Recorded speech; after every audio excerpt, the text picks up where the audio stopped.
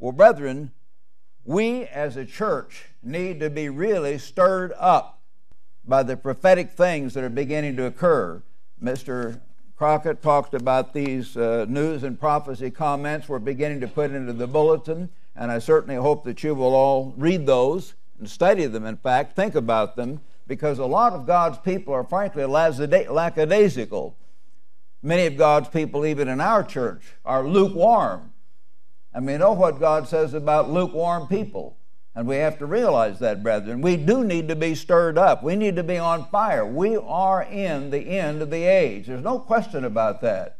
And now having been in God's church 56 and a half years, having watched the events come and go, and all the other things come together, some failed prophecies, some failed this and that, yes, I know, but I realize now more than ever, this is it. There's so many reasons, and I'm not going to spend the whole sermon on that one aspect, but to realize that we are at the end. And I don't mean the last 2 or 3 years, but certainly the last 7 to 17 years, or thereabouts. Remember the word thereabouts. Everyone says don't set dates, so I say about. And we are in that time, and we need to understand it. So I hope we can be stirred up. If Mr. Herbert Armstrong were alive, as many have said who know him, he would be jumping up and down with excitement. He'd say, brethren, we're on the gun lap. Well, if he thought we were on the gun lap back in the 1970s, what would he say today? Because so many things have already happened. The Eastern European nations have broken free from the Soviet bloc, as he prophesied. The sea gates have already been taken away from Britain and America, all but 2. I've named them. I won't try to do that today. One thing after the other. So we need to obey Jesus' command to watch and pray. Turn with me to Luke chapter 21, if you would. I usually concentrate on Matthew's version of the Olivet prophecy, but sometimes it's good to go into Luke. And I'm going to hit the high spots of some of these things just for the sake of time. Most of you know these verses pretty well, so I won't try to read every phrase, every single half verse in these passages, so we have time to get through. He says here in verse 7, they ask him, Teacher, when will these things be, and what will be the sign when these things are about to take place? And you know what it says in Matthew, the end of the age. That's what they ask him there. And so Jesus said, Take heed that you be not deceived. And he described the coming false prophets. First, false prophets, false ministers of Christ. Then you have all the horrible wars all through the Dark Ages, and the 100-year war between Catholic nations fighting each other in Europe, and the Protestants fighting each other mainly, plus Catholics over here in our Civil War, and all the rest of it, professing Christians for hundreds and hundreds of years, killing each other, butchering each other. It would be like us attacking the church in Atlanta and having a big battle. You know that would never happen among God's true people. These people were not God's people. They're deceived. They don't understand. This has gone on hundreds of years. False prophets, and then wars, years of wars, and then world wars. And then there will be great earthquakes. Luke doesn't say normal. He says great earthquakes, indicating greater earthquakes than perhaps have ever been in human history. And when you read the description in Revelation and elsewhere, you say, yes, they are going to be the very greatest. Every mountain and every island will be shaken out of its place, it says in Revelation chapter 6. And so great earthquakes and famines. It says in various places, by the way, not just in California. So he's talking about the whole world. And we've had some horrible earthquakes in the last few years. As you know, the tsunami resulted from an earthquake that killed about 250,000 people in Southeast Asia. Terrible earthquakes in Iran and Iraq and Indonesia and down in Mexico and all over. But they're going to begin to hit here. And I think all of you know that. God does tell us that He's going to punish us, not because He hates us, but He loves us. And we, the American and British descended peoples, have been the birthright peoples. I understand God guided Dr. Winnale to give a wonderful sermon last Sabbath on the importance of national identity, or at least that was part of it. So I trust you all know who we are. We are the descendants of the lost 10 tribes of Israel. And God is going to deal with us because we have had a responsibility, knowing the Bible, sending out more Bibles, more missionaries, more doctors, more nurses, more educators. than all the other nations put together. Now, to whom much is given, of him much shall be required. And we've had that opportunity, and now we're exporting pornography and filth and wretchedness all over the world, and we ourselves have one of the highest divorce rates in the world, and one of the highest rates of homosexuality and all other kinds of perversion that can be imagined beginning to come up here in the United States and Canada and Britain. And God is not pleased with that at all. He's going to rebuke and chasten every son he loves, including nations. So there are going to be then terrible earthquakes here, famines, terrible lack of food, starvation, and pestilence, which, as you know, means disease epidemics. Week by week, you read about the avian flu moving across from the Far East to the Middle East to Turkey and now into Africa. Bit by bit, it's coming toward us. Is it going to get here? I don't know, but I rather imagine it will. So I'm not prophesying little details. God doesn't give us every detail, and I don't want to try to guess. Some people do that, and that's what makes them wrong. But the pattern is there. And that avian flu could hit us very easily within the next year and be a horrifying thing to wake our people up and bring our nation to its knees over a period of 2 or 3 years in a way that nothing has done in modern times. And there will be fearful sights.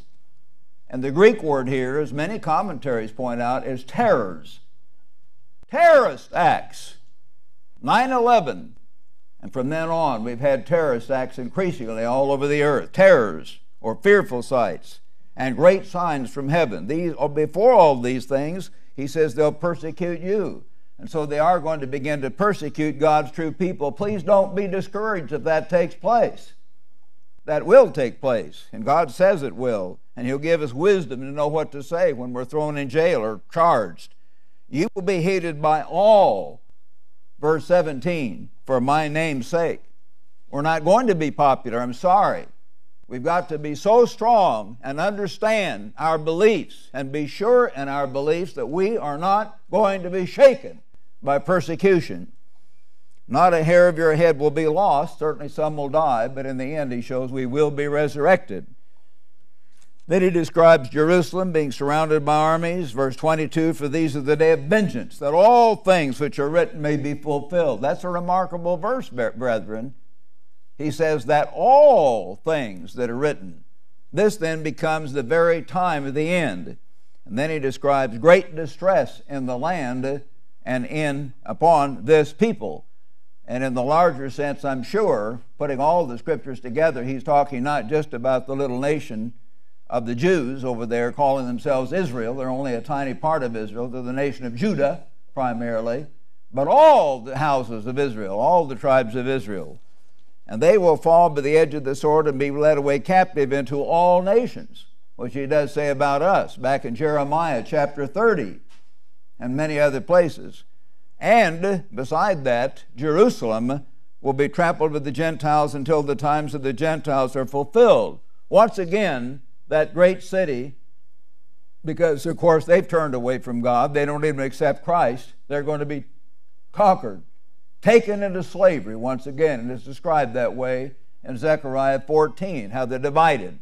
One half goes into captivity, and the other half perhaps has made some type of agreement with the coming beast power in Europe, until the times of the Gentiles are fulfilled. And then there will be great signs at the very end, the heavenly signs described there in Revelation 6.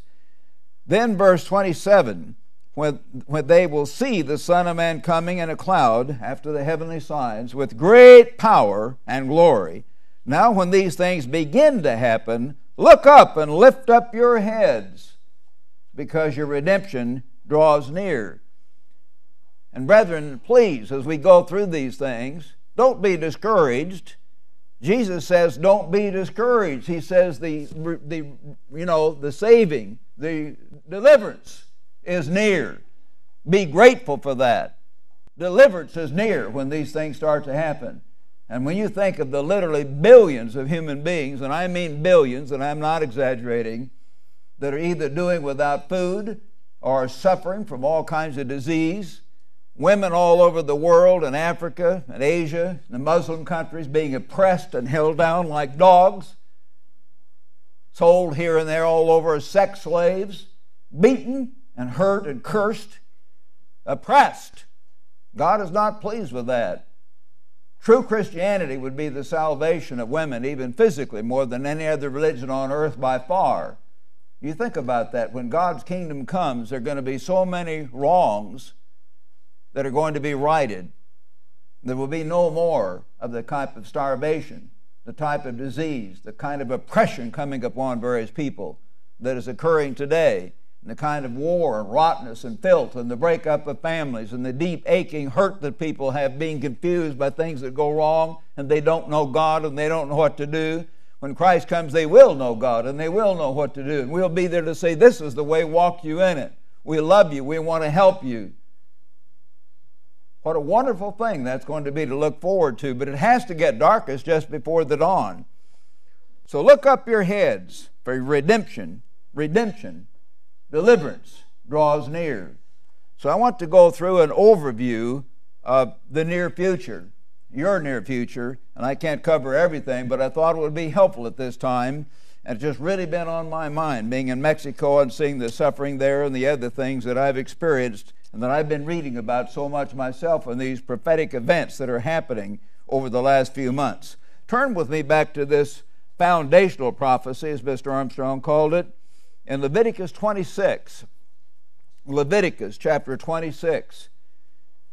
Some people who don't understand say, well, how come you can take old Leviticus 26 and apply that to us? Well, because it is a prophecy to Israel, that's why. And because we are the descendants of Israel, that's why. And because God is the same yesterday, today, and forever, that's why. And these same things are going to happen to us. And when you read the very end of Leviticus 26 and Deuteronomy 28, you can see the clear intimation that he's talking about the time of the end. So both of these prophecies are dual. They happened back then, but they have an end time fulfillment in our day. He says in verse 3, if you walk in my statutes. What are God's statutes? They include, of course, the holy days, tithing, many other things, and keep my commandments and perform them. Then I'll give you rain in due season. You eat your bread to the full. I'll give you peace in the land. Verse 6, all these blessings. But verse 14, if you do not obey me and do not observe all these commandments, if you despise my statutes, if you say that those people like us in God's church are rotten and we're homophobes, we hate men, we hate humanity because we do not approve of homosexual marriage, and they begin to put us down and marginalize us and criticize us and vilify us and demonize us, which they will do before it's all over. He says, if your nation turns that way and despises God's whole way of life, or if your soul abhors my judgments, so that you break my covenant, I'll do this to you. I will appoint over you terror. That's the very first thing he mentioned. September 11th, 2001. 4.5 years ago it began. We're in that time, and we're going to have a lot more of that. I've been thinking, frankly, we're overdue, as many authorities have said, for a major terrorist explosion or some sort right here in this nation. We haven't had one yet. It could happen any hour, any day, any night. But no doubt it is coming. Terror, wasting disease, one of the most horrifying, rotten, terrible, wasting diseases in history is AIDS. Completely destroys the immune system. People just fall apart. And of course, all these other diseases that are beginning to come along and are going to affect people terribly. These things are going to happen. So you have terrorism, you have disease epidemics. You shall sow your seed in vain, for your enemy shall eat it. And God shows they're going to take over here and there. We may have to send our food elsewhere to survive and this kind of thing. And those who hate you shall reign over you. And verse 18, after this, if you do not obey me, then I will punish you sevenfold more, is undoubtedly the correct translation here. Some scholars indicate, for your sins. 7 times as bad if you haven't awakened at first. I will break the pride of your power. America has had the greatest power of any nation in history. And then before it, the great world leaders, all the way from about 1800 up until 1917 or whenever, the end of the First World War, were the British. The greatest empire in human history, far greater in power and scope than the Roman Empire ever was. The Roman Empire was just right around the Mediterranean. The British Empire spanned the whole globe. The sun never set on the British Empire. So the descendants of Ephraim and Manasseh were given the greatest power in human history. At one point several years ago, we controlled over 3/4 of all the developed resources of the entire earth. Just our people, a small portion of the world's population, but controlling 3/4 of the world's developed resources. But now he's going to take that away. And brethren, I want to say this is something to watch. If any of you are new, if any of you think I'm wrong, just watch. That's all I ask you to do. Look at the fruits. Look at what happens. I'm telling you right now in the name of Jesus Christ, we are cresting. Our power is cresting. We might have a couple more wins and little wars and situations. We're kind of coming like this, and we're ready to go down the other side of the hill. And everything in the world is pointing to that. You know that. The Europeans have been looking down on us increasingly the last several years. I found in talking to some of our Mexican brethren and Mr. Hernandez, that's all through the Latin world. They don't like what we're doing. They think we're the big brother up north that doesn't really pay attention to them. And they're more and more tied in, as you see the Germans, factories all over Mexico set in, the Japanese moving in. They're far more being tied in with them than with us. 400 million. And then you find that 1 billion, over 1 billion Muslims are beginning to hate us with a special hatred. The American and British descended peoples and the democratic nations of northwestern Europe. I will break the pride of your power. It's going to be broken militarily as things start happening, bad things start to happen. We back off in Iraq. There will not be democracy in Iraq. There will not be democracy throughout the Middle East. We had a whole cadre of highly intelligent, educated, sophisticated men to help start this nation. The founding fathers, George Washington, James Madison, Thomas Jefferson, and so on. They were very familiar with English common law and the whole concept of democracy, and they were all Christian, at least in profession. They were able to understand it and make it work, and God allowed it to be a blessing at that time rather than obey the English King George III. But it's been mainly God's blessing that's given this great nation the blessings we have, not democracy. And our nation is going to learn that in the next several years. Democracy is not the reason. And democracy is going to be taken away all over this earth, and Christ is coming back. And we're going to help him rule the world, and people will not vote us in. God will put us in, those who are fit, those who are surrendered to God's will and God's government and God's ways. They will be placed in positions by the living Jesus Christ. So we're going to have troubles in the Middle East. Our whole thing in the peace process they call it, the roadmap to peace in Israel is breaking down. Hamas, terrorist organization, is in charge there now. You've heard all that. Just the last few weeks, one thing after the other has been coming along. Remarkable things. I will break the pride of your power. Part of our pride's in our wealth. And of course, our American dollar has gone up and down, but mainly it's been going down the last few years, and it's going to go down a lot more, a lot more, my brethren, over the next few years, and you will live to see that. We're sorry, but that's what's going to happen. I will make your heaven as iron and earth as bronze. Your strength will be spent in vain. Your land shall not yield its produce. So now it's not just foreigners getting it. Now you're having drought and famine. And that's going to begin. Disease epidemics, drought, famine, financial crises, foreign nations rising up and us coming down. All that's going to continue. Then if you walk contrary to me or are not willing to obey me, I will bring you on you 7-fold more plagues. According to your sins. We are loaded with sin, vanity and arrogance, lust, pornography, filth, all through our nation. Great business leaders and politicians that lie. They often lie when the truth would serve better. They're so used to lying. I will send wild beasts among you.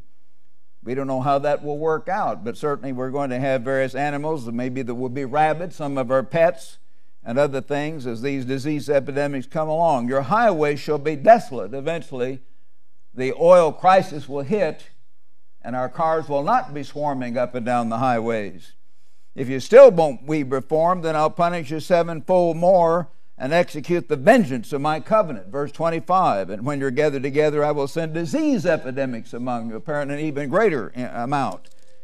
And you'll be delivered into the hand of your enemy. So now you begin to see various ones taken. A little hint of it earlier. The South Africans, the white Anglos in South Africa, are already suffering terribly. But the total takeover there will perhaps take place. The total takeover, maybe parts of the United States may take place before the final tribulation. Takeover of parts or all of Australia or New Zealand may take place.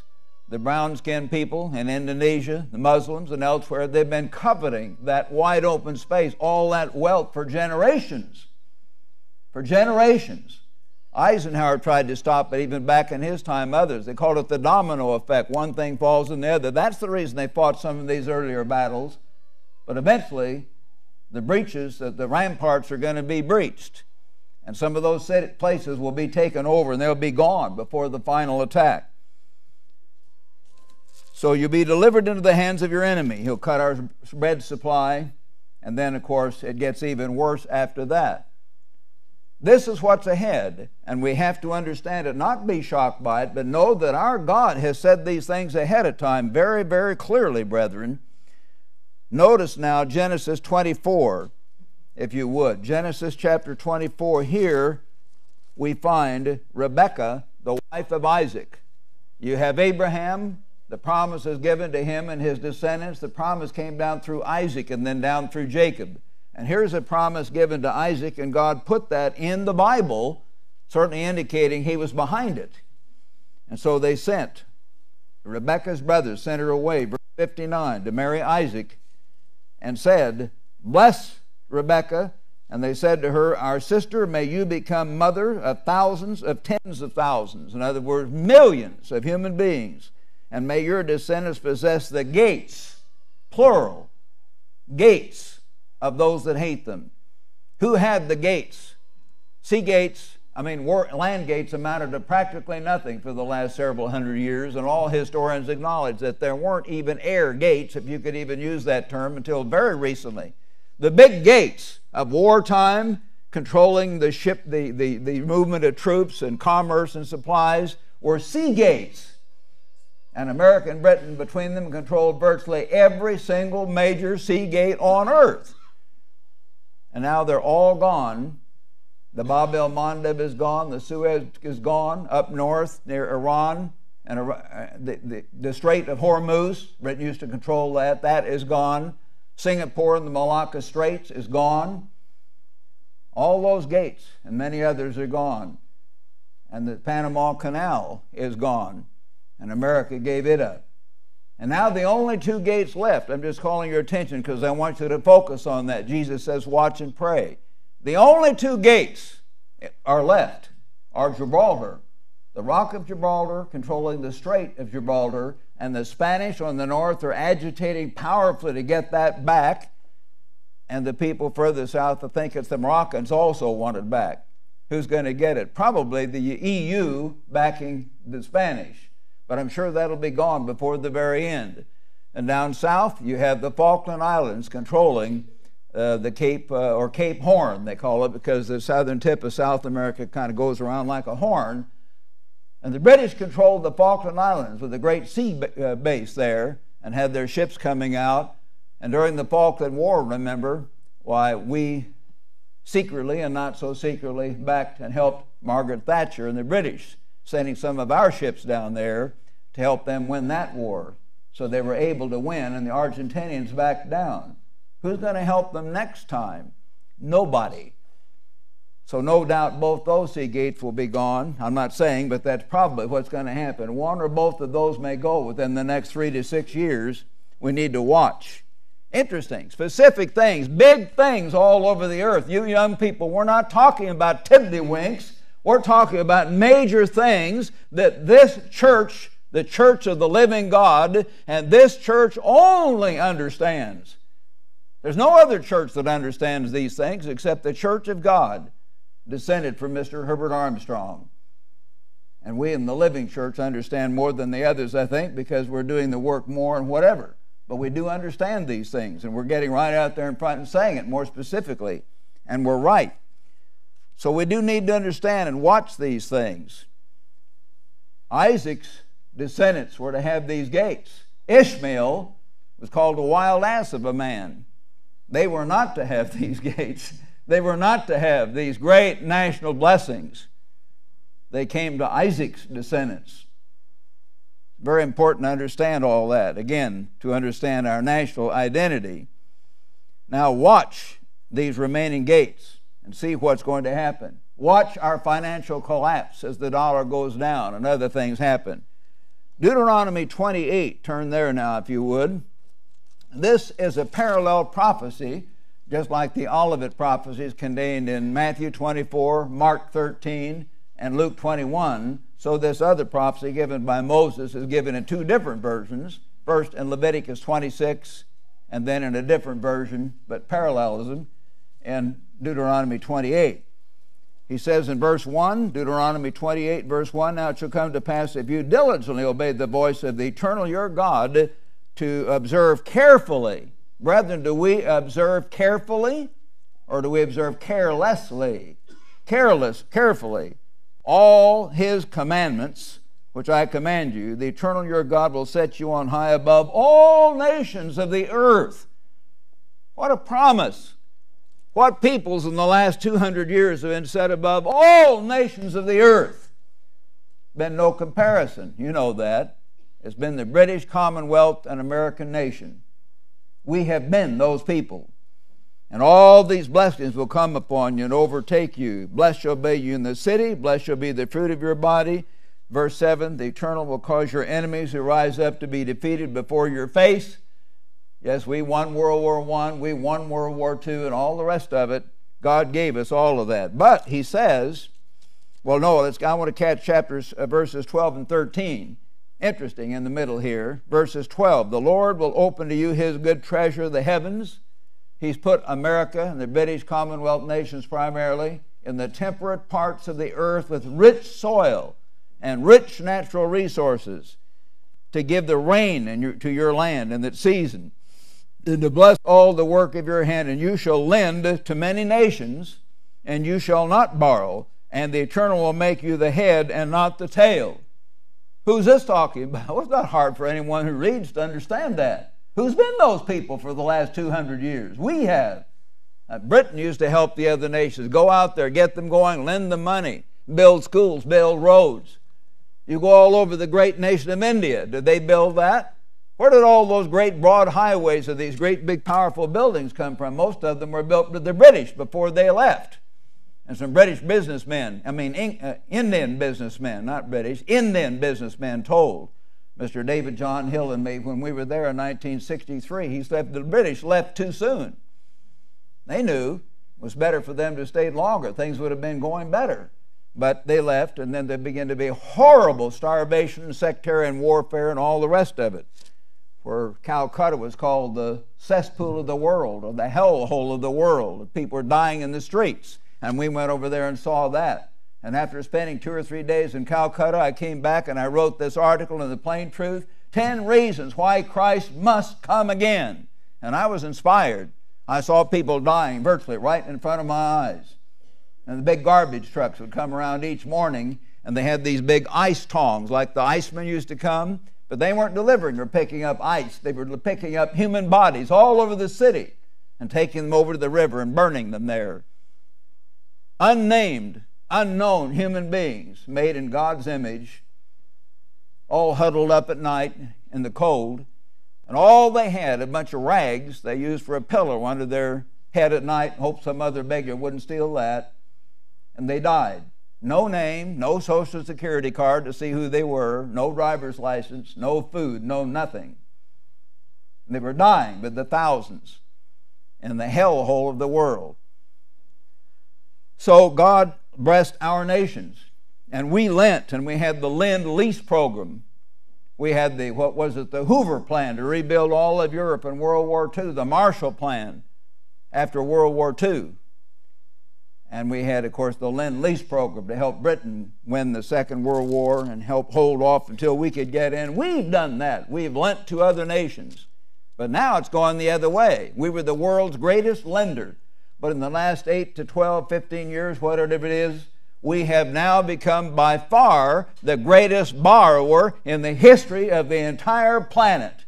No other nation has remotely borrowed or is now borrowing as much money as the United States is doing from other nations, which puts us at their mercy in many ways. This has already happened. You young people maybe don't read, you may not know that. That's already happening, has happened, and is getting worse day by day. But it shall come to pass, if you do not obey the voice of the eternal your God, verse 15, to observe carefully his commandments and statutes, all these curses will come upon you. Curse shall be in the city, in the country. Curse shall be your basket. We have food that's foodless food. It's been artificially manufactured, and the goodness has been taken out of it. It's been sprayed with poison sprays, so we end up with diabetes. We end up with cancer. We end up with every kind of disease. Curse shall be the fruit of your body. Our children often born deformed and things wrong far more than before. What's going on? These things are beginning to happen. Curse shall you be when you come in and go out. Many of our wealthy cities or successful cities, whatever you want to call them, have whole enclaves, gated communities, so that people who have something can hide and the other people won't come and rob them or rape their wife. Have to live inside of an armed camp in our own cities.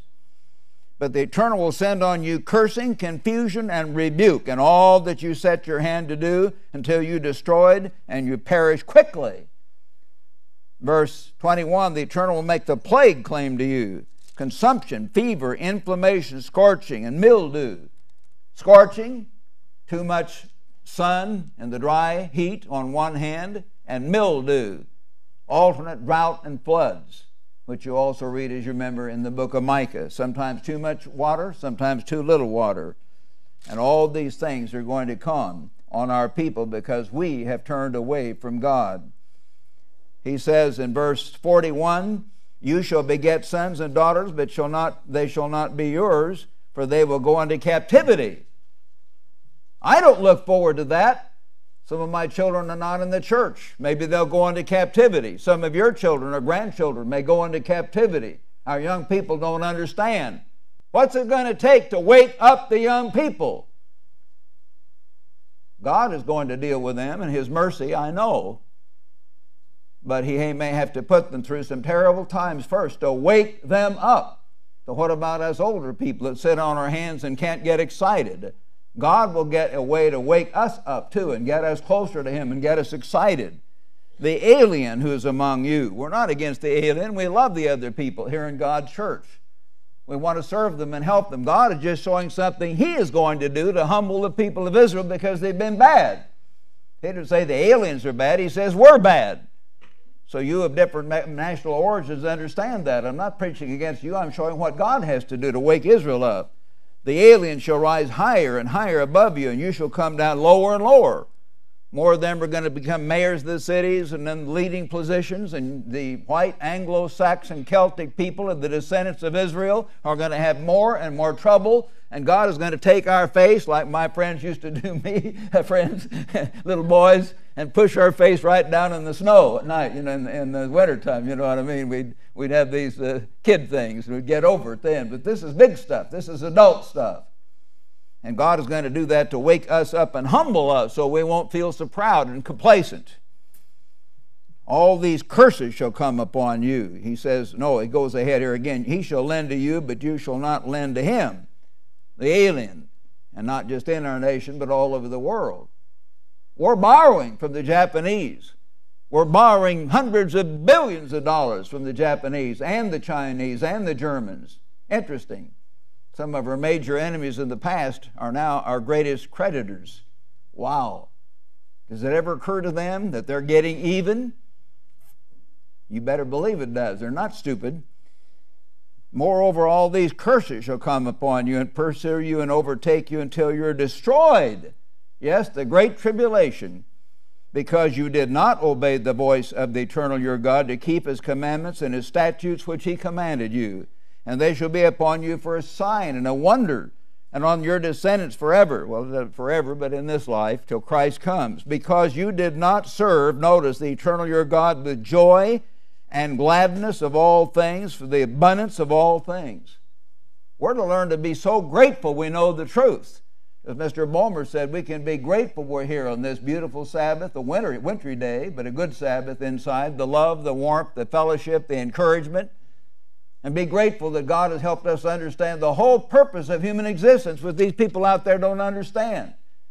And I know some of you and younger people say, well, things don't change that much because you don't have a perspective. You don't realize how it was when I grew up, and rape was virtually never heard of, and murder when I grew up, and things like that. It was just so different. We left our doors unlocked. I remember my sister Catherine, she's sitting here, Mrs. Ames, she'll remember. She'd go over to Mrs. Porter's for her violin lesson about a mile away, and sometimes in the winter it got dark before she would come back.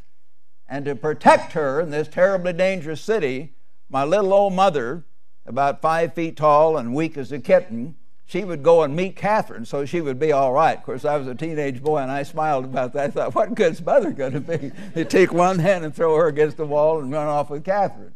Well, of course, that never happened. But I remember several times my mother going to meet Catherine when it was after dark, walking all alone. Joplin was a safe city. The whole society was different. That's all I'm trying to express. The whole society was different. And we were much safer and things were much better at that time. And our nation was held in much greater esteem and all the rest of it. In verse 48, therefore you shall serve your enemies, whom the Eternal will send against you in hunger and thirst and nakedness and need of all things. And he will put a yoke of iron on your neck until he has destroyed you. God's going to put a yoke of iron. A yoke, it means a slavery thing, as it is throughout the Bible. And bring a nation, a swift nation, whose language you don't understand, a nation of fierce countenance, which does not respect the elderly, nor show favor to the young.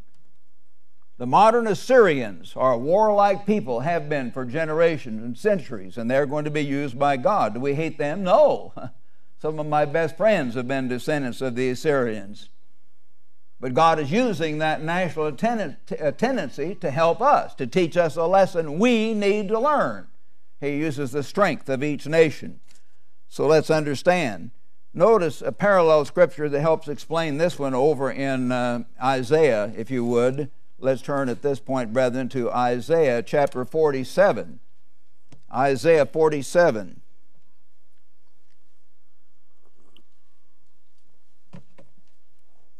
Verse 1.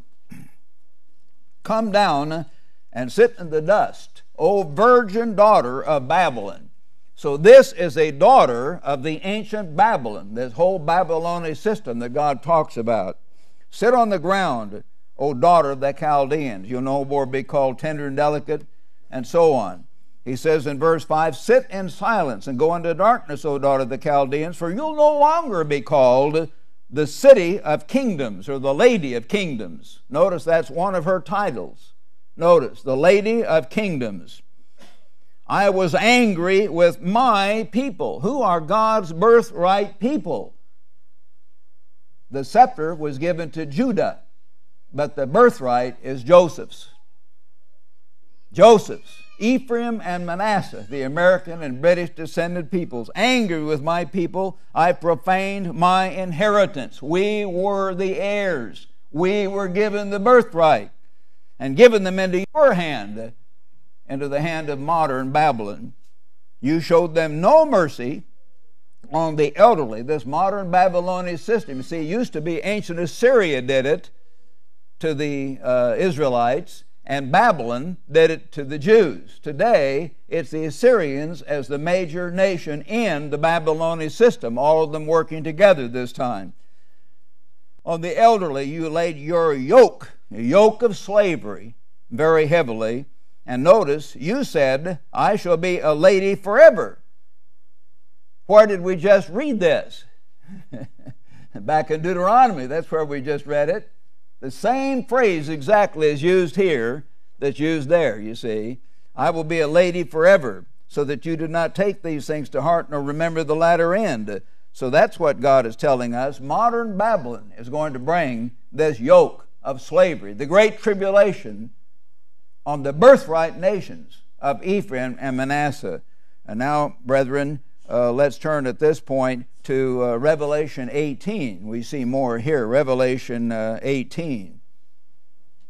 You'll notice here, starting in verse 1, he's been describing the great false church and the 10-nation beast power rising up in verse 17. And in verse 18, chapter 18, verse 1, well, he says at the end of chapter 17, notice the woman, this great false church whom you saw is that great city which reigns over the kings of the earth. What great church has done that down through time? Think about it. And after these things I saw another angel coming down from heaven, having great authority, and the earth was illuminated. He cried mightily, Babylon the Great.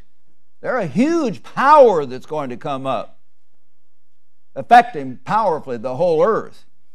The Babylon has fallen, has become a habitation of demons and a prison for every foul spirit. Every demonic spirit becomes part of that system. And if you read some of these books I've recommended, you begin to understand that. In God's Name by David Yallop, and this other book name doesn't come to me right now. Babylon has fallen, become a habitation of demons, the hold of every foul spirit, and the cage of every unclean and hated bird. For all the nations, brethren, again, understand what God is saying. He doesn't say some of the nations. He says all the nations have drunk of the wine of the wrath of her fornication. What do we mean by that? Well, you go down, you read about what ancient Babylon did, and you go through the Middle East, which I've done a couple times and spent a whole lot of time there back in 1963 with David John Hill, and you see how they used to sacrifice the maidens and cut their hearts out, and they had the pyramids, and sometimes the priest would do this on a high place at the top of a big thing like that. And then the other day in Mexico, I was standing in the Mexican pyramid and showed how the priest would cut the woman's heart out, the young woman, hold her bleeding heart up to the gods. What? Babylon, the same thing. They have pyramids, they have their gods of this and gods of that. Satan has done it all over this earth. Satan lusts after the blood of human beings. The life is in the blood, and they like to shed the blood in these systems. When you understand it's horrible.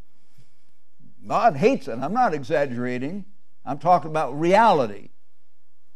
Millions of people have been involved in these things, tens of millions, perhaps hundreds, for all the nations, not some nations, all the nations have drunk of the wine of the wrath of her fornication, her false religion.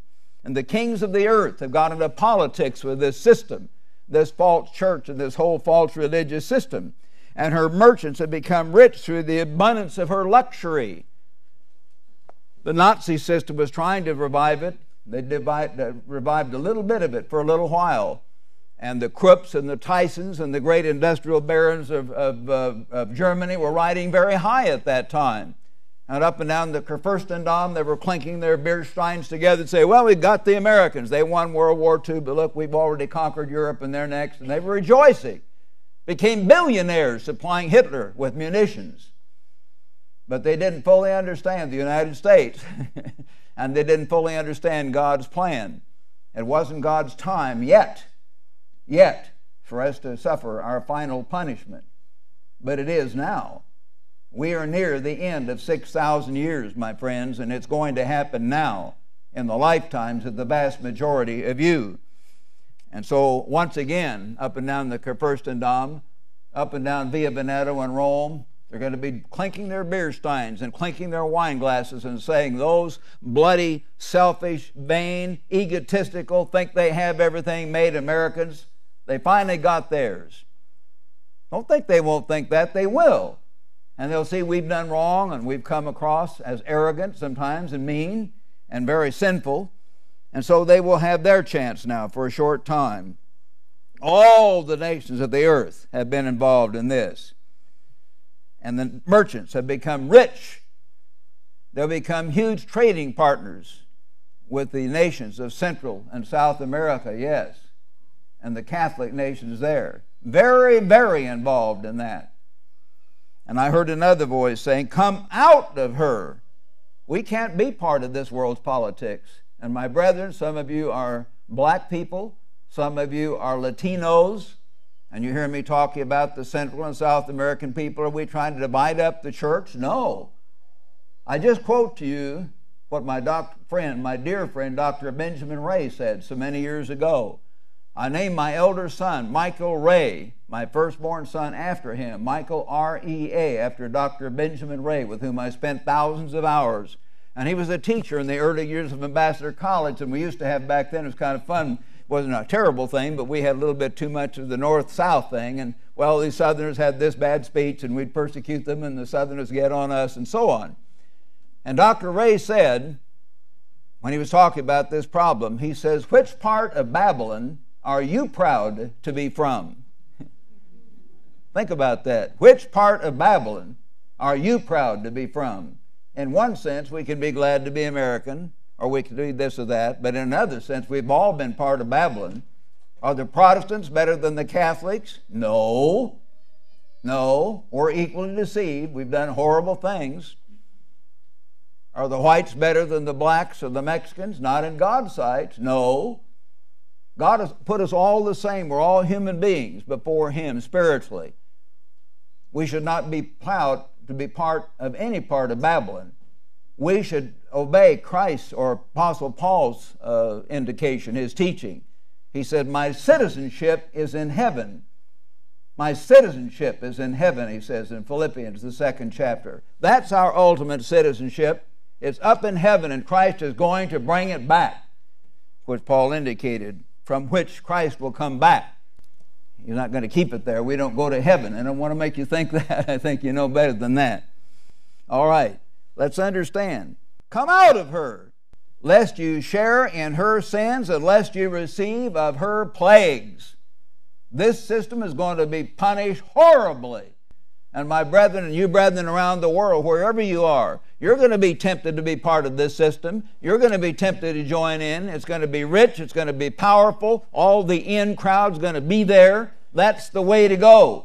The great ecumenical movement. Let's all go back to the mother church, right? Wrong. Because you read about the end of that system over here in Revelation chapter 20. It says, the beast and the false prophet were gathered together, and their armies against Christ. Revelation chapter 19, verse 19.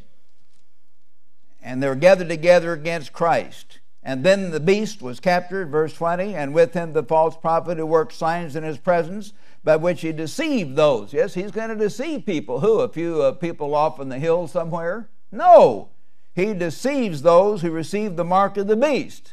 And that's the vast majority of human beings. And those who worshiped his image. These two, the coming dictator, who's going to be absolutely adulated. If you think that they shouted Heil Hitler and Vive il Duce to Hitler and Mussolini with great fervor, you wait till the next guy comes along. If you think that they shouted, which I saw with people shaking and crying like their God had appeared, you know, Vive il Papa, screaming and yelling when their God appears on that balcony, I'll tell you, brethren, you can think this is something. It must be the power of God. No. These two guys are going to be grabbed by the scruff of the neck by the living Jesus Christ. God says it. And they shall be cast alive into the lake of fire, burning with brimstone. Not a very glorious end. But they will be in total power for about 3.5 years. And that 3.5 years will seem like a long time to some people, but in God's time it's very short. So don't give in to that pull. Their time is coming, and their reign is short. So we've got to realize and watch this system develop in continental Europe. It's not going to develop over in Africa or somewhere. You know, down through the years, why Hal Lindsey and all these other prophetic guys, they'll come out and say, well, the beast is the Arab nations. They've got control of the oil, and they all got together under Nasser. And others have said, oh, it's the Soviet Union. the Union of Soviet Socialist Republics, and some of them tried to make it be that way. Some of these Protestant theologians, they don't understand. They do not understand. God has not given them an understanding. A good understanding have they that do His commandments, plural, including the Sabbath. That's why we have an understanding. Not because we're a lot smarter, but because God has opened our mind and opened our heart so we can understand. No, the beast and the coming revived Roman Empire is not going to be in China and their various provinces. You know, they might have 10 provinces. They think that'll make up the beast. Some have said they're the ones. All kinds of ideas of men. No, it's going to be right in Europe where the woman is, because the woman rides the beast. That's where it's been, and that's where it's going to be. And we need to understand that. So watch this system develop. Notice back in Revelation chapter 17, he's been describing this great harlot who sits upon many waters. And the waters are identified in verse 15 as many nations speaking different languages. And the kings of the earth have committed fornication. They've got into all kinds of politics and wars under the guidance of this false church. And I saw a woman, verse 3, sitting on a scarlet beast, which was full of the names of blasphemy, having 7 heads and 10 horns. The beast, the coming dictatorial power in Europe. But notice how it's worded. I saw a woman sitting on a scarlet beast. Understand, brethren, the woman rides the beast and influences that beast. And that beast is not over in the Arab countries, has never been. It's not in Africa. It's not in the Soviet Union. It's not in China.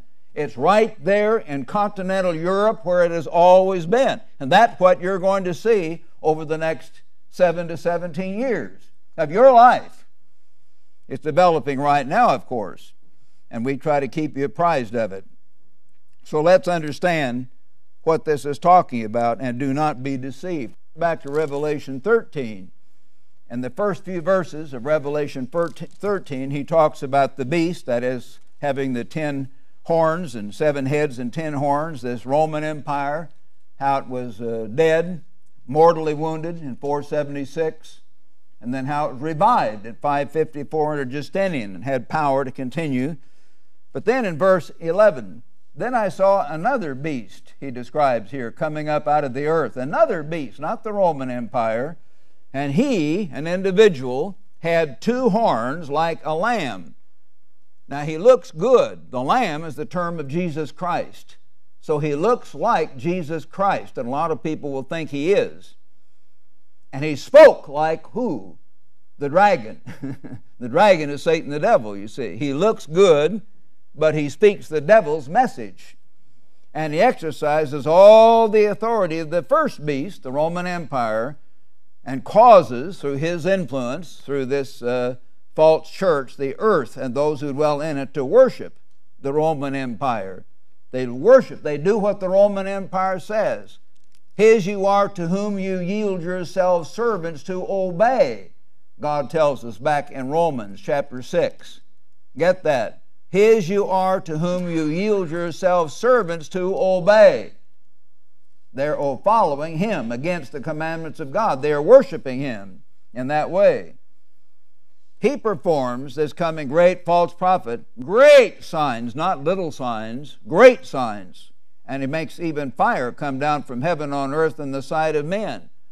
What if within the next 5 to 10 years you see a great religious man that is great in power and influence, and he literally brings down fire in the front of hundreds of thousands of people right there in St. Peter's Square? That's a big place. I've been there several times. Extremely impressive. And people scream and cry, and the women faint, and everyone thinks the great power of God. Okay? Ask this.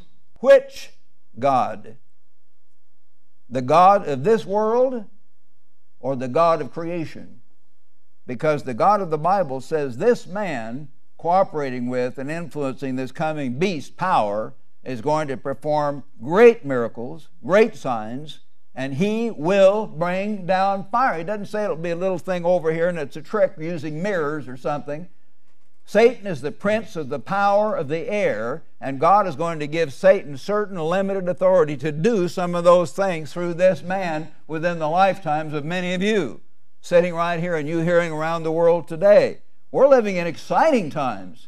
But brethren, as we understand these things and we understand how close we are, it should drive us to our knees, and we ought to be crying out to God and really understanding how real our God is and how important our calling is now. And he deceives those who dwell on earth by the signs he was granted to do in the sight of the beast. Yes, this is going to happen. Extremely powerful things. So we do need to understand. Turn now to Daniel chapter 11, if you would. Daniel chapter 11 in your Old Testament, and a prophecy to which Jesus often referred as part of the Word of God.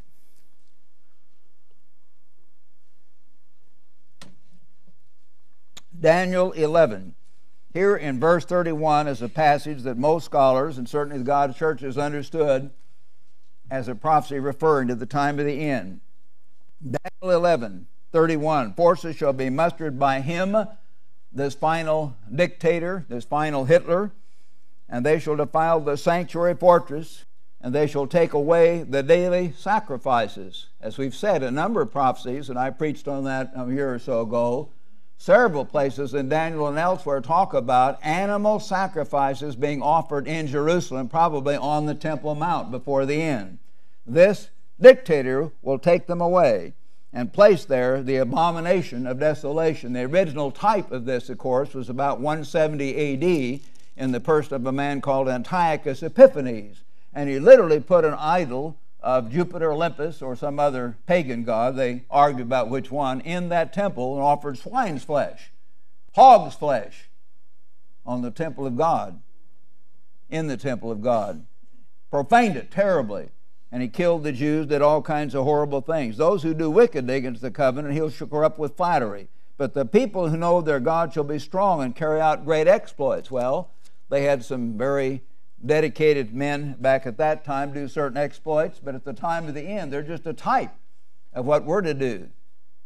And having courage to preach powerfully what's going to happen. And God will use some of us, no doubt, to warn people, to help them.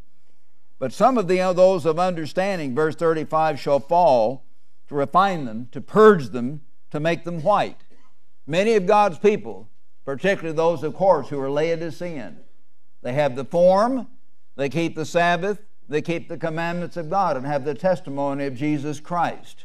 Revelation 12:17, but they're Laodicean. They have a nice social club. They do not have the fire in their belly to be stirred, to go all out to do the work of God. And so God will purge them and make them white until the time of the end. So he's talking about our time, because it is still for an appointed time.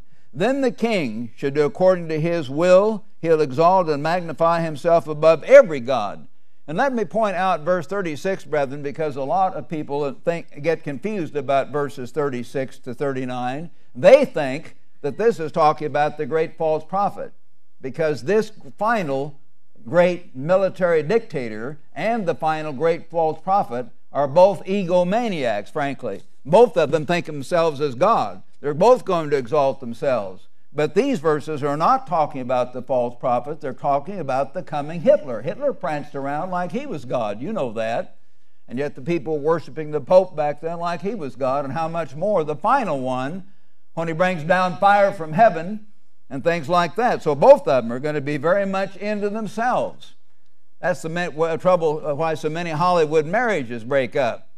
You have Miss Taylor marrying Mr. Burton, and she's no more Miss than anything. She's had 4 or 5 husbands before she married him. And Mr. Richard Burton is this great actor, and he has his vanity. And she's Miss Elizabeth Taylor, and she has her vanity. She's a goddess, and he's a god. And the two gods to get together in the same house. What happens? Bang! Neither one will worship the other. Neither one will obey the other. Neither one will submit to the other. And God commands us to submit to one another. They don't want to do that. That's the way with these two guys. They're both filled with vanity, and they'll work together for a while, but eventually it's going to blow up. And, of course, the beast will hate the whore and burn her with fire. set fire to some of the churches, kill some of the priests, and all. Finally, at the time of the end, as it says there in Revelation chapter 17. But this man shall magnify himself above every god and speak blasphemy. Oh, he's kind of a god himself, and prosper. He shall regard neither the God of his fathers nor the desire of women. Oh, he doesn't follow the traditional religion. He may outwardly, but he's using that, he thinks, and the final religious leader thinks he's using him, and each one is trying to use the other one, their influence, for their own purpose. But in their place, he shall honor a god of fortresses.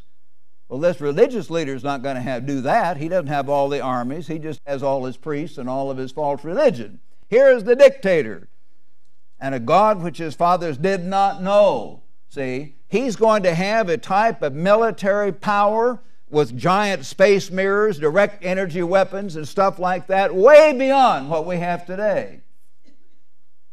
And those things may be being planned, even right now. It's going to be a horrible military machine that he's going to be in charge of.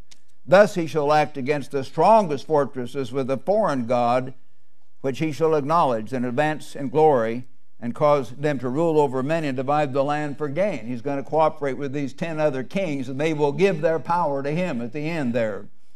At that time, when this great dictator arises in Europe, and again, that'll probably happen in about the next 7 to 17 years. Could be a year or two sooner, a year or two later, but I think in that time frame. At that time, the time of the end, our time, your time, the king of the south, a whole group of Arab nations, no doubt, like they did under Gamal Abdel Nasser. We used to think he might be the one. That didn't work out. Shall attack him, that is, this coming dictator in Europe. Now, the Arabs can get very hysterical, thinking that their shouting and screaming makes them stronger, but the Germans and the French and the other people along with them, no doubt, and Spain and Portugal and Italy, they have technological prowess far beyond those other people, and they're going to win. He'll come down with a whirlwind. Hitler's Air Force is called, and his armies, a blitzkrieg, lightning war. And so they just come down with tremendous military power and crush this king of the south. And he, this coming European dictator over the final revival of the Holy Roman Empire, shall enter the glorious land. So he's going to come right into Palestine, and many countries shall be overthrown, but these shall escape from his hand: Edom, Moab, and the prominent people of Ammon, or Ammon, which is probably Moab and Ammon, are mainly the Jordanians. Their capital is named Ammon, or Ammon. He shall stretch out his hand against the countries, and the land of Egypt shall not escape. He'll take over Egypt. He'll have power over the treasures of those nations. But news from the east and north. What's east and north of Jerusalem? The Soviet Union, China, Mongolia, a lot of those Russian Oriental hordes are going to get together in this 200 million man army described in Revelation. This news shall trouble him. They realize they've got to stop this man, or he will conquer the whole world, and they don't want that. They've got more people than he has. He may have more technological, but they'll have, and already do have, atomic bombs. So the final explosion would blow this earth up. There would be cosmicide at that point if Christ did not intervene and stop it. Therefore, he'll go out with great fury to destroy and annihilate many. So, brethren, these articles, which I hope you will read right here. I won't take time to read them, but they're coming out point after point. I have more that I've copied out and tore out here of the Washington Post, the Jerusalem Newswire, these other sources about these events. How the whole Muslim world is rising up. They're getting together. They're using the excuse of these cartoons, and they're turning violently against the Europeans. I say excuse because the common people are easily led, and some of their leaders are stirring it up for their own purposes. This is not the end, but it's the beginning of that coalescing of hatred and unity of the Arab nations against the Europeans, and vice versa. So they will eventually provoke or attack or stir up the Europeans and bring this final event about. The stage is set. The timing is up to God. These things are happening. Read about them. They're very, very exciting, and they're looking right now, as some of these articles bring out, for the final caliphate, the final Mahdi, as some call it, the great political religious leader. They call a Mahdi a combination religious and political leader to come and save them from the Western civilization, whom they regard as inferior, and of course they regard as sinful and vulgar, which in some ways we are. So they feel superior about that, and they want to wipe us off the map. So that is going to happen, and the stage is already set. A very exciting time when you understand it. So now these Islamic powers are getting together and causing trouble far beyond anything they've ever done in modern times. The king of the south, brethren, one so-called prophet of recent time, he calls himself that, has said the king of the south is Iran. It's not Iran. I'll just tell you that, just lay that right out there. As I've said before, Great Britain will not be in the final 10 nations. They will not be there. They are Ephraim, and they will not be there. Another definite statement, I will say, in contradiction to these false prophets, the king of the south will not be Iran. Iran, get a map. All the indications in the Bible about distances and directions are based on Jerusalem. Iran is north of Jerusalem. But this man, at that time, the king of the south, but Iran is north. It's not going to be Iran. Point number 2, if you look in Revelation or in Daniel 11, which we just did, he talks about Edom and Moab and Ammon, Jordan, perhaps Turkey, other nations there. Egypt shall not escape, and so on. Where is Persia mentioned? It's not mentioned. Why? Because they're not involved. They're not involved. He's not the king of the south, that is the Persians, which is modern Iran. Point number 3, the Iranians are overwhelmingly Shiite Muslims. And all through the Arab world, everyone knows that the Sunnis, that part of the Muslims, are far greater in number. And the Sunnis have stated they're not going to be bossed around by the Shiites. They greatly outnumber them. They're going to have the Shiites telling them what to do. And yet the Iranians are Shiites. So you've got 3 very strong indications right there. Iran is not the king of the south. The king of the south will probably be Egypt. Because it's the major nation in terms of population and armies. Or it could be, if it's a strictly religious type emphasis at the time, it could be Saudi Arabia, because they're the ones that have Medina and Mecca, the great religious centers, you see. We're not saying for sure, but it's sure not going to be Iran. I do say that probably either Egypt or Saudi Arabia, most likely Egypt. So these things are beginning to happen and going to happen, and you have to watch. In Daniel 9, we've covered this, so I like to have more time, but I don't want to take too much time here. You read of this 70 weeks prophecy about Christ and his coming and his ministry. And it says in verse 26, you have 7 weeks and then 62 weeks, 483 years from the time they begin to rebuild Jerusalem. And that brings you up to 27 A.D. when Christ's ministry began. And so after 62 weeks, you see, the Messiah shall be cut off during his ministry. But interesting, men divided these verses. God didn't. You don't find verses in the Bible. You just find the whole scroll of Isaiah. And so it's a different thought beginning halfway through this verse. And the people of the prince who is to come. What prince? Well, when you read the whole context and what he's been talking about all the way through here in Daniel, it's very obvious. The prince of the Roman Empire at the time of the end. The people of the prince who is to come, not Christ. He's already described how he's been cut off. Now he starts another theme. Shall destroy the city and the sanctuary. Christ didn't do that. This Roman prince did. Titus came in and destroyed it. The Roman prince, Titus. And the end of it shall be with the flood till the end of the war. And yet Titus, of course, was the type of the final prince. Then he, this final prince, shall confirm a covenant or agreement with many for 1 week. The indication is this may well be a covenant where they allow the Jews to offer sacrifices on the Temple Mount. And that's going to be a 7-year treaty or covenant. But in the middle of the week, halfway through that covenant, he shall bring an end to sacrifice and offerings. And of course, as we saw, they're mentioned back in Daniel 11 where we were. They're also mentioned in Daniel 12 verse 11 that those sacrifices would be. And on the wing of abomination shall be one who makes desolate, and so on. At the time of the end, when the final punishment is poured out on the desolator, the final dictator of the final Roman prince.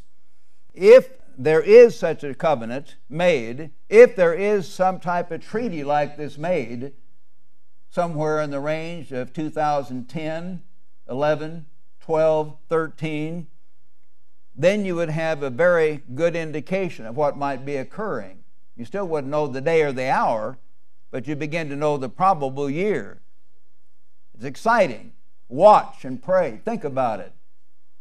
If the most likely date would be 2011, then such a treaty would be made about 5½ years from now, in the autumn of 2011. We used to think that the 6,000 years would most likely end in 2017, but checking and revising, it looks like it's 2018. You say, well, you may revise it again and make it 2019. I know that. I would not base, let me say this, and all you people around the world understand it, I would not base, and I've said this many times, my older students have heard me say it in class, I'm sure, I would not base 1/10,000th part of my salvation on any prophecy of anybody, including myself. You don't base your salvation on that. I'm just giving you something to watch and to think about. You see, get it. But if that's the case, 2018, then you count back 7 years and you come back to the autumn of 2011. So if that is the case, or somewhere in that range, then what would you have to have? I'm just helping you think. If that was to be that in 5½ years, then before the 5½ years, what do you have to have? Well, the dictator has to already be there. He can't make a treaty unless he's already there. You follow me? So it might be the dictator would appear sometime in the next 4, 6, 8 years, you see, and 4 or 5 if 2011 is the year. And then you would have to have, no doubt, the false prophet, the final false prophet to appear in that range, because they work together. And then you would have to have the United States really, really getting weak by that time, before these attacks would all occur, and you would have to have a lot of other things starting to happen. But even if we're several years early, you're going to see a lot of these things happen within your lifetime. Your lifetime, because they are going to happen, and God's word is sure. His time is not our time always. He might delay, but on the other hand, God says these days may be cut short. So let's wake up to that possibility too. So these are very, very exciting times to help us, I hope, to understand and to watch and to pray. Meanwhile, what should you do? Turn back to Deuteronomy chapter 4, brethren. Deuteronomy chapter 4, and he's talking to our fathers about this very type of thing, exactly as you will see, and he tells us what would be done and what we ought to do now. Deuteronomy 4, verse 25. When you beget children and grandchildren and have grown old in the land, act corruptly. Are we acting corruptly? You better believe it. With all of our harlotry, all of our homosexuality, all of our drug addiction and all the rest of it, and make a carved image. We have all kinds of carved images in our churches representing Christ. You can't take the Christ of the Bible, whose face shines like the sun, and put him in a box at a picture frame. That's blasphemy in God's sight. But where we make idols of all of our material things and all the things we've done, I call heaven and earth to witness against you that you shall perish from this land. And God says, the Eternal will scatter you among the peoples. You will be left few in numbers among the nations where the Eternal will drive you.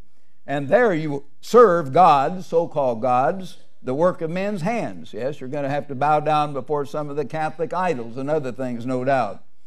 But from there you will seek the Eternal your God. Finally, hundreds of millions of people, some who have heard Mr. Armstrong, some who will have heard us, because even though we're smaller and do not have the capacity he had, God may use up through the power of the internet and others to get this message out with far greater power than has ever been done. God's going to reach the world, brethren. Now, he doesn't have to use you and me. But if we're willing, He can and He will. So people can understand. They can't shake their face at God and say, God, God, why didn't you tell us? He'll say, I did tell you through my servants. And He's going to do that. So if these things happen and you seek the eternal your God, you will find Him if you seek Him with all your heart and all your soul, to begin to cry out to God. I hope I can do that. I hope you can do that in the years to come, to be stirred by the fact we really are at the time of the end, and to study this book and to go around in an attitude of prayer and pray quiet prayers throughout the day in your own mind and say, I'm walking with God, my hand's in God's hand, use me, guide me, Father, help me, clean me up, scrub me out, help me to get closer to you. This is what God wants us to do.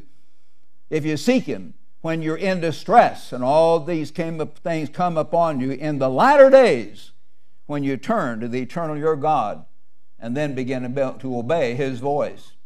That's what God says people will finally do, and we'd better learn, my brethren, to do that now.